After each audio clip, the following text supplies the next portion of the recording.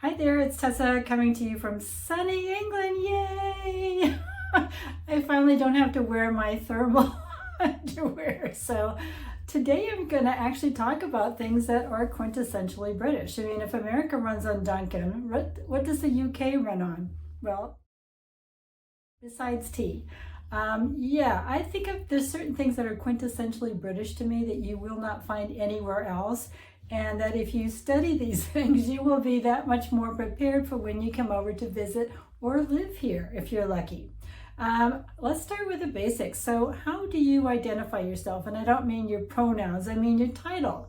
Well, that is very much a thing here. You have to have a title when you fill in any form at all. They will not let you skip it. So are you a Mr., a Ms., a Miss, a Mrs.? Perhaps you're a Lord or Lady or a doctor. All of those titles have to go in that little form because they want to know how to categorize you. And, if you want to talk titles, well, then they're the peerage titles, which start with, in order, Duke, Marquess, Earl, Viscount, and Baron. Those titles will get you in most doors, but the one title you need to fill out any form is your Mr. or Ms. or Mrs. So, talking of letters or titles, you may have heard of the recent post office scandal here. Actually, they made a TV show about it, Mr. Bates versus the post office. Royal Mail service here actually is pretty amazing, I think, if quite expensive. You can send a letter by first class or second class. First, of course, is slightly better, gets things there faster, but that will set you back £1.35 compared to 68 cents for a US Forever stamp. For that extra cost, though, you will probably get something delivered the next day. I've always been amazed at how quickly things get delivered. And, the Royal Mail was founded by King Charles I in 1635. And back in that day, the recipient had to pay the cost of postage. So perhaps that's something we should go back to. Speaking of the post office, don't forget to memorize your postcode. Again, that is something that really makes things run here. That form you fill out, you first put in your postcode, and then typically, if it's an online form, it will populate the options for that postcode. So depending on where you live, you may share your postcode, as I do, with several other households, or you may even have one of your own. It's much more defined and specific than, let's say, a US zip code, which can cover a vast area. So know your postcode. Every address starts with it. So what about payments? How do you pay for things here? Well, that is another thing that's sort of uniquely British. Things are paid by something called a standing order. Typically, most of your payments will come out directly from your bank account. So it's kind of like what we would call a direct debit. And everybody, from a car loan to a utility company to a cell phone provider, they all want your unique sort code and your bank code so that they can set you up with monthly debits. So that way they make sure they get their money. So that's how you set up payments over here. One thing that I want you to be aware of is number plates. So number plates here, or license plates, stay with the car. They don't go with the owner. So in the US, every time you buy and sell a car, you get a new number plate, right? And you can sometimes get a vanity plate if you want. But buying a car here, the number plate stays with the car. In fact, the first two letters of the number indicate where it was registered originally. The second two gives you the date of the car within about 6 months, and the last three are unique to your car. You're supposed to have a front white plate and a yellow second rear plate.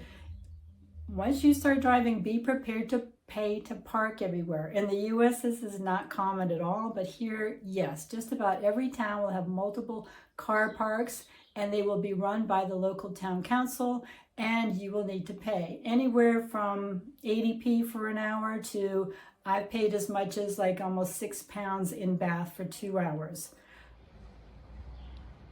It is usually pretty easy to see by cash, card, or by app. I actually have about 4 different parking apps on my phone. 7 on my list of unique British things are, what about national identity? Is there something like a social security number here? Well, no, there isn't. Social security, for those of you who don't know, pretty much gets assigned to you at birth in the US.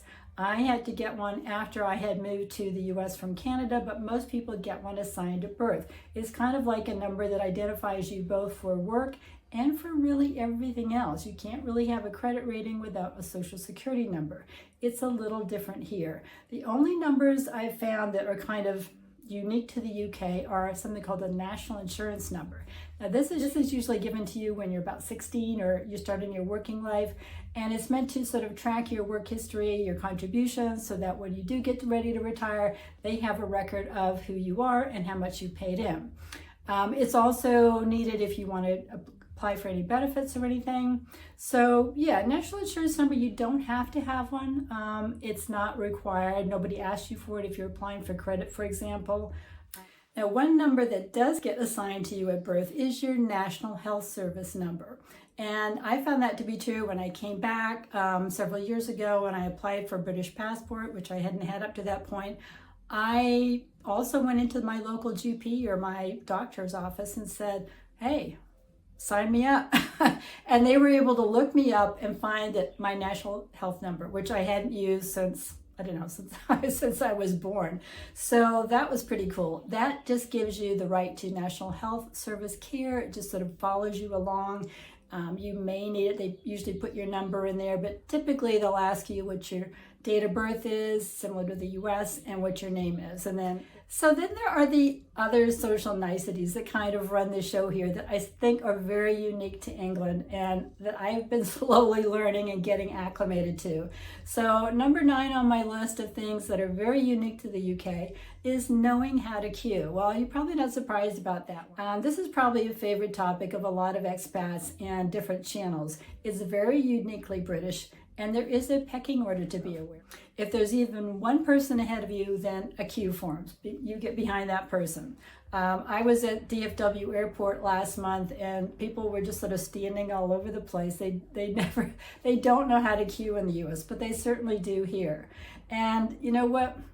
The queue may go back straight, it may turn left, it may turn right, but you will be in no doubt as to that there is a queue there or there are people waiting. And people will sort of sometimes ask, is this the queue? But unless you're on fire, don't attempt to jump the queue unless you're invited to or asked to move forward. And I remember back in during the pandemic, we would have like hour to 2 hour queues around the parking lot to get into the grocery stores because they were limiting how many people could come and go. But the mother of all queues, I think, is for the Queen's funeral. That one was 10 miles long, 24 hours long. So, and it was pretty much orderly from what I can understand. So while you're queuing, or anything else for that matter, here's another tip. Be prepared to say please and thank you a lot. There's no amount of please and thank yous that are too many here. This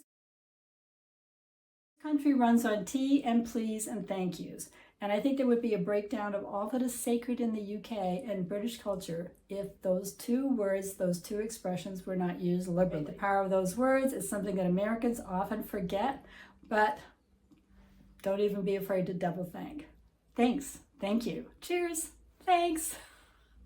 So speaking of manners, knowing when to shut up, this is number 11, something that comes really hard for most Americans, myself included.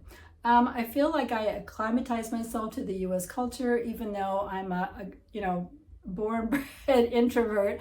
I sort of became more outgoing and more chatty, but I think that behavior here is seen as a little OTT, and is less tolerated. So while a morning greeting is tolerated, much more than that can be considered too much. So read the room and just be aware that silence is still considered golden.